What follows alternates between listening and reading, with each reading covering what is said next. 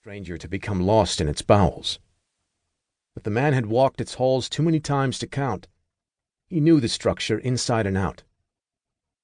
He headed up 3 floors, ascending a staircase that felt as if it would collapse at any moment. He walked down another corridor, indistinguishable from the rest, and turned into a large room. Along the far wall, sliding glass doors led to a balcony facing out over the shipyard.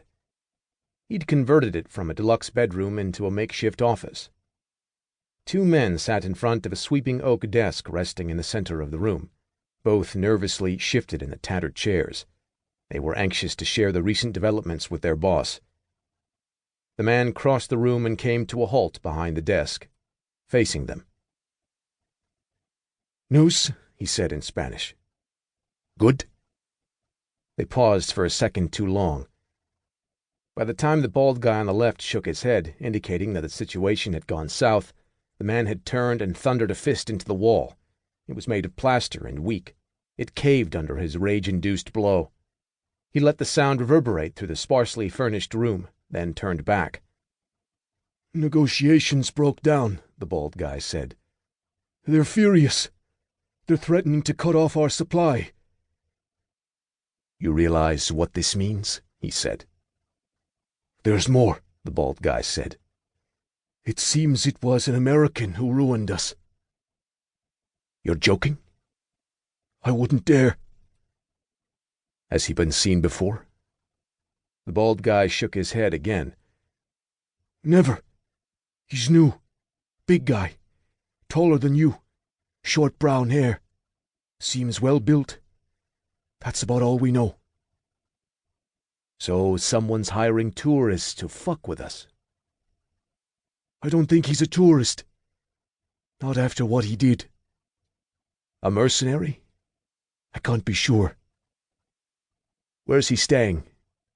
"We're still trying to figure that out.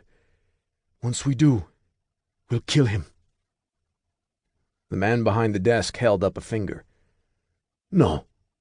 Too messy. Especially if he's as dangerous as you say he is. We don't want to cause a scene. Especially not in that district. And I want answers." "So we take him alive?" "You think we can?" The bald guy shrugged. "I can't be certain. We rounded up a few witnesses and they say he's the real deal. I wouldn't risk it." The man in charge grinned. "I have a better idea."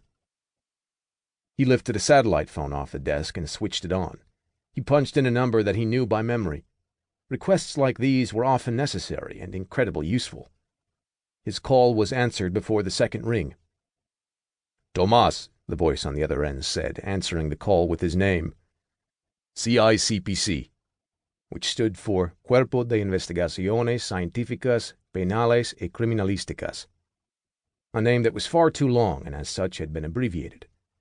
They were one of many police agencies in Venezuela. It helped that the country's law enforcement consisted of a multitude of separate entities. It meant certain divisions could be targeted, paid off. It was not necessary for the man in the singlet to respond with his own name. "It's me." "What do you need?" Tomás said. "There's an American who has caused us a great deal of trouble. I will send my men to provide you with a description. Find him and arrest him." "Murder?" The standard false charge. "Murder." "Where do you want him?" "Which prison is your worst?" "All of them." "Any in particular?"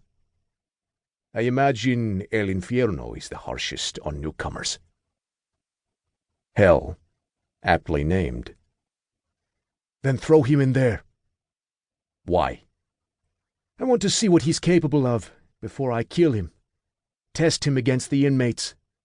Maybe get some answers." "Consider it done." They ended the call without saying goodbye. There was no need for formalities following such a discussion.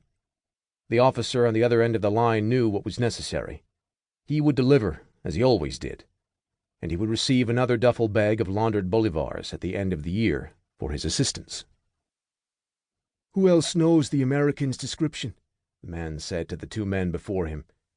They looked at each other.